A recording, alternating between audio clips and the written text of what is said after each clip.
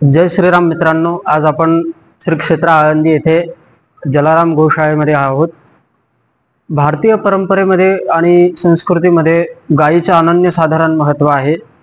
गायीला चारा खाऊ घातल्याने, गायीला पोळी आणि विशेष करून बटाटा जर खाऊ घातलं तर आपले ग्रह नक्षत्र जे आहेत जे कुठेतरी वीक असतात किंवा त्यांचा जो कुप्रभाव असतो तो गायीच्या शेळीने आपल्यावर पडत नाही। हे विशेष करून गायीला वरदान आहे।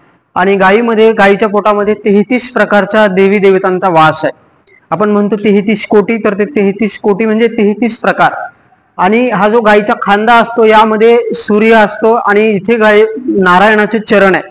म्हणून गायीच्या शेपटीचा स्पर्श जर आपण आपल्या अंगाला केला तर आपल्या मध्ये असणारी जेवढी निगेटिव्ह शक्ती आहे, जेवढी काही नकारात्मक ऊर्जा आहे ती सगळी निघून जाते। आणि आपण जर कुठे महत्त्वाच्या कामासाठी जर निघालो आणि गायीच्या शेपटीचा जर स्पर्श केला तर आपले न होणारी कामं सुद्धा होतात। गायीमध्ये एवढी प्रचंड ताकद आहे आणि ही कायमस्वरूपी दूध देते, म्हणजे ही आपली एक प्रकारची माता आहे। आपल्याला जन्म देणारी माता तरी किमान 2.5-3 फार तर फार 4 वर्षापर्यंत मुलाला दूध पाजते, परंतु गोमाता ही आपल्याला वयाच्या 100 पर्यंत, शेवटच्या श्वासापर्यंत गोमाता ही आपल्याला दूध पाजते। म्हणून ही आपली आजन्म माता आहे। आपला जन्म झालेला नव्हता तरी सुद्धा ही आपली माता होते आणि जन्मानंतर सुद्धा ही आपली माता, हिचे ऋण आपण कधी फेडू शकत नाही। म्हणून हिचे अनन्यसाधारण महत्त्व आहे। प्रत्येकाने गायीची सेवा केली पाहिजे। गायीकडे जर बघितलं, विशेष करून गाय ही कधी हंबरत नाही।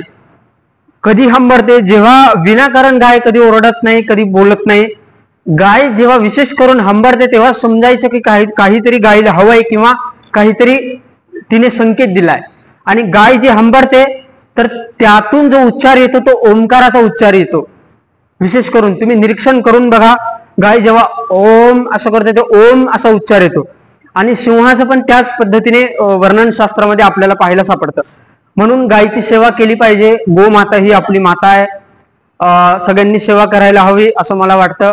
आजपासून आपण गायीचं महत्त्व रोज पाहणार आहोत। मला जसं शक्य आहे तसं मी सगळ्यांना माहिती सांगत जाईल। सर्वांनी आज विनंती करतो की प्रत्येकाने गायीची सेवा करा आणि आजन्मापर्यंत गायीचे ऋण आपण फेडू शकत नाही, तर त्या पद्धतीने गायीची सेवा प्रत्येकाने करा। बाकी पुढची माहिती मी पुढच्या व्हिडिओमध्ये देईल। धन्यवाद। रामकृष्ण हरी। जय श्रीराम।